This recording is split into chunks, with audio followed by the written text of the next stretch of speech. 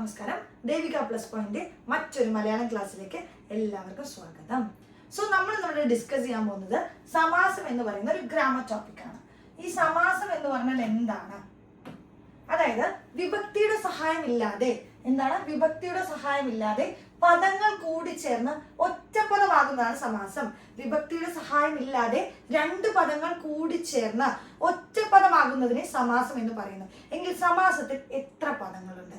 രണ്ട് പദമാണുള്ളത്. സമാസത്തിൽ എത്ര പദങ്ങളാണുള്ളത്? രണ്ട് പദം. അത് ഏതൊക്കെയാണ്? ഒന്ന്, ഒരു പൂർവ്വപദമെന്നും ഉത്തരപദമെന്നും രണ്ടായി തിരിക്കാം. എന്താണ് പൂർവ്വപദം?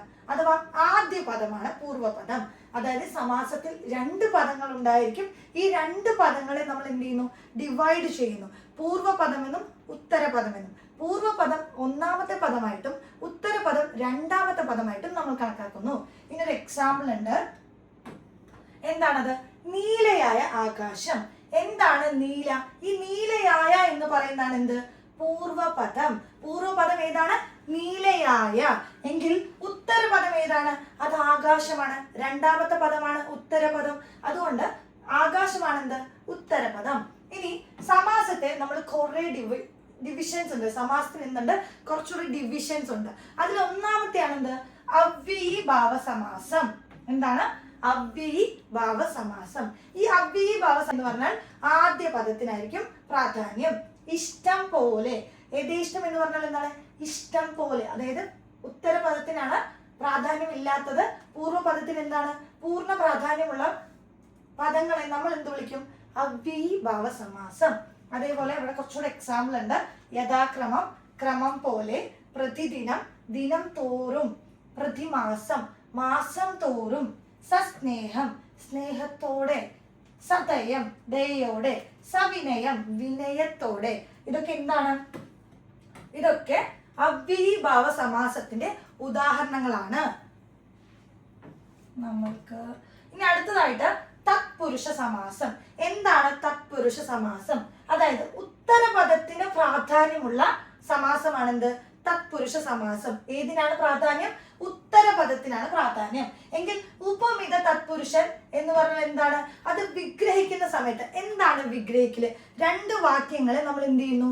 സ്പ്ലിറ്റ് ചെയ്യുന്നു. അതിന് നമ്മൾ പറയുന്നതാണ് എന്ത്? വിഗ്രഹിക്കുക. എങ്കിൽ വിഗ്രഹിക്കുമ്പോൾ ഉപമ അലങ്കാരത്തിന്റെ സ്വഭാവത്തിൽ വരുന്ന സമാസം. ഇങ്ങനെയൊക്കെ പറഞ്ഞിട്ട് ടെൻഷൻ ആവണ്ട. എന്താന്ന് വെച്ചാൽ തളിർ മേനി എന്ന് പറഞ്ഞാൽ എന്ത് ചെയ്യും? തളിർ പോലുള്ള മേനി. തളിർ പോലുള്ള മേനി. തേൻമൊഴി, തേൻ പോലുള്ള മൊഴി. അതെന്ന് വെച്ചാല് ഈ വിഗ്രഹിക്കുന്ന സമയത്ത് നമ്മൾ എന്ത് ചെയ്യുന്നു? ഒരു വാക്കിനെ സ്പ്ലിറ്റ് ചെയ്യുന്നു. അപ്പോ ഉപമ അലങ്കാരത്തിന്റെ സ്വഭാവത്തിൽ വരുന്ന സമാസം.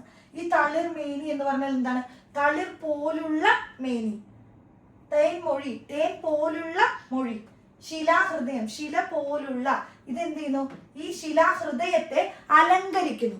ശിലാഹൃദയത്തെ ശില പോലുള്ള ഹൃദയം എന്ന് പറഞ്ഞാൽ അലങ്കരിക്കുന്നു. അതാണ് എന്ത്? തത്പുരുഷ സമാസം. അതിൽ തന്നെ വരുന്നതാണ് ഉപമിത തത്പുരുഷൻ. ഇനി അടുത്തതായിട്ട് വരുന്നതാണ് രൂപക തത്പുരുഷൻ. എന്താണ് രൂപക തത്പുരുഷൻ? ആകുന്ന എന്ന പദം വിഗ്രഹിക്കുന്ന സമയത്ത് ആകുന്ന എന്ന് കണ്ടാൽ അതെന്താണ്? അത് രൂപക തത്പുരുഷനാണ്. അതിന് കുറച്ച് എക്സാമ്പിൾ ഉണ്ട്. ഘടകപദങ്ങളെ ആകുന്ന എന്ന പദം കൊണ്ട് യോജിപ്പിക്കുന്നു. ഉദാഹരണങ്ങൾ: കാലചക്രം, അതായത് കാലമാകുന്ന ചക്രം. വിദ്യാധനം, വിദ്യയാകുന്ന ധനം. ഈ ആകുന്ന എന്ന് പറഞ്ഞാൽ അത് ഏതാണ്?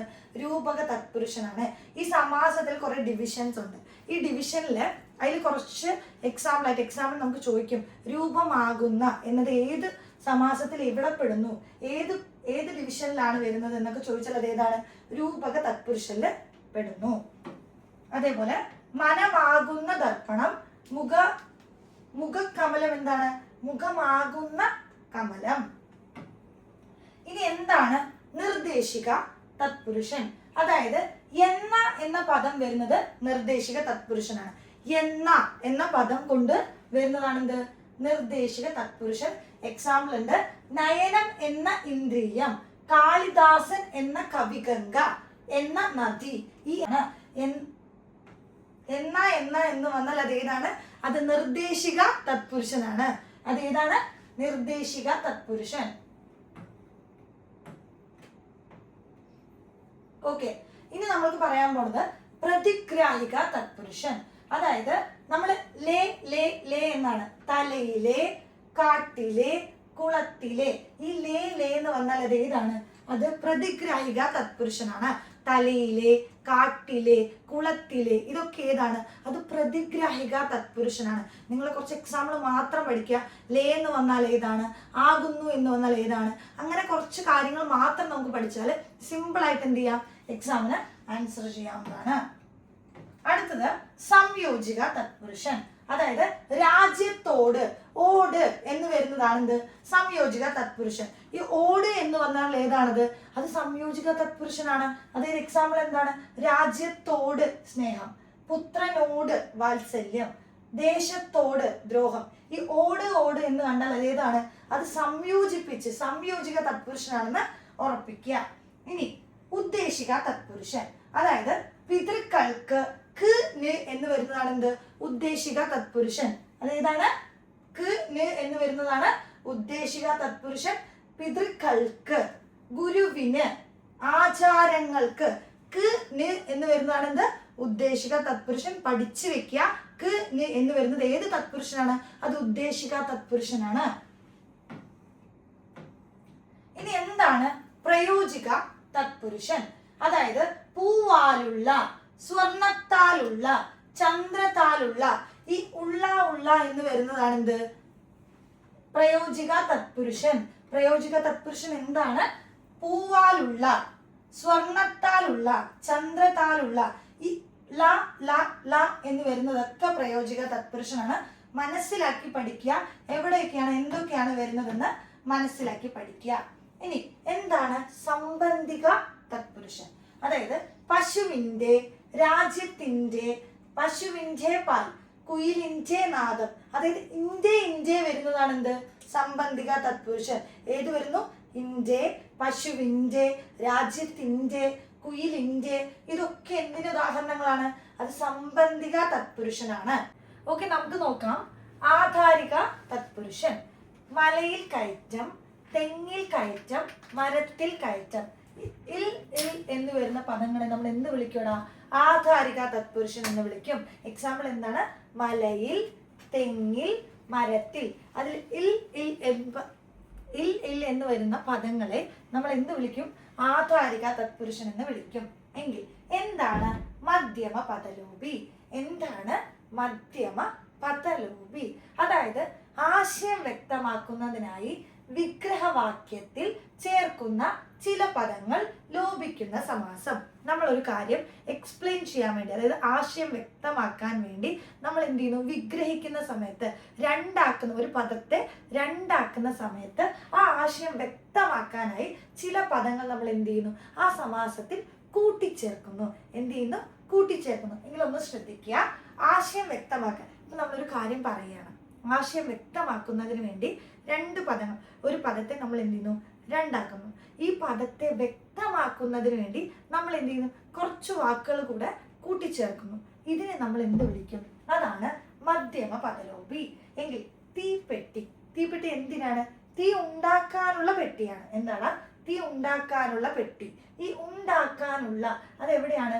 മധ്യമത്തിൽ ചേർക്കുന്നു. എങ്കിൽ ഒരു ആശയം വ്യക്തമാക്കുന്നതിനായി വിഗ്രഹവാക്യത്തിൽ ഈ വിഗ്രഹിച്ചില്ലേ ഈ തീപ്പെട്ടി എന്നുള്ളതിന് എന്ത് ചെയ്തു? നമ്മൾ രണ്ടാക്കി വിഗ്രഹിച്ചു. ഈ വിഗ്രഹിക്കുന്നതാണ് എന്ത്? ഈ നടുക്കിലുള്ള പദം, ഈ മധ്യമ പദം, അതാണ് തീ ഉണ്ടാക്കാനുള്ള പെട്ടി. നിങ്ങൾക്ക് മനസ്സിലായിട്ടുണ്ടാന്ന് വിചാരിക്കുന്നു. ആശയം വ്യക്തമാക്കുന്നതിനായി വിഗ്രഹവാക്യത്തിൽ ചേർക്കുന്ന ചില പദങ്ങൾ, ആശയം വ്യക്തമാക്കുന്നതിന് വേണ്ടി വിഗ്രഹവാക്യത്തിൽ ചേർക്കുന്ന ചില പദങ്ങളാണ് എന്ത്? മധ്യമ പദലോപി. ശ്രദ്ധിക്കുക. എങ്കിൽ കുറച്ചുകൂടെ എക്സാമ്പിൾ നമുക്ക് പിടിക്കാം. എലിപ്പത്തായം. എലിയെ പിടിക്കാനുള്ള പത്തായമാണ് എന്ത്? എലിപ്പത്തായം. തീവണ്ടിയോ? തീയിലോടുന്ന വണ്ടി. എങ്കിൽ രാത്രി മഴ എന്താണ്? രാത്രിയിൽ പെയ്യുന്ന മഴയാണ്. എന്താണ്? രാത്രിയിൽ പെയ്യുന്ന മഴ. എങ്കിൽ കുത്തുപാള എന്താണ്? കുത്തിയ പാള. കുത്തുപാള എന്താണ്? കുത്തിയ പാള. എങ്കിൽ മണ്ണെണ്ണയോ? മണ്ണിൽ നിന്ന് എടുക്കുന്ന എണ്ണ. മണ്ണെണ്ണ എന്താണ്? മണ്ണിൽ നിന്ന് എടുക്കുന്ന എണ്ണ. ഇതെന്താണ്? ആശയം വ്യക്തമാക്കുന്നതിന് വേണ്ടി ഈ മധ്യമത്തിൽ നമ്മൾ ഒരു വാക്കുകൾ ചേർക്കും. വിഘടിപ്പിക്കുന്ന സമയത്ത്, അതായത് എന്ത് ചെയ്യുന്നു? നമ്മൾ ഘടകമാക്കുന്ന സമയത്ത് വിഗ്രഹവാക്യത്തിൽ ചേർക്കുന്ന ചില പദങ്ങളെയാണ് എന്ത്, ആ പദങ്ങൾ ലോപിക്കുമ്പോൾ ഉണ്ടാകുന്നതാണ് എന്ത്, ഈ സമാസം. ഏതാണ് ആ സമാസത്തിന്റെ പേര്? ഒന്നുകൂടി ശ്രദ്ധിക്കുക, മധ്യമ പദലോപി. നമുക്ക് കുറച്ച് എക്സാമ്പിൾ ക്വസ്റ്റ്യൻസ് ഉണ്ട്, നമ്മൾ ഡിസ്കസ് ചെയ്യും കേട്ടോ. ഇനി എന്താണ് കർമ്മധാരായ സമാസം? അതായത് നമ്മൾ പൂർവ്വപദം വിശേഷണമായി വരുന്ന സമാസം. എന്തിനാണ്? പൂർവ്വപദത്തിനാണ് വിശേഷണം കൊടുക്കുന്നത്. ഏതിന്? പൂർവ്വപദത്തിന്. എങ്കിൽ ദിവ്യപ്രഭ ഏതാണ്? ദിവ്യമായ പ്രഭയാണ്. എന്താടാ?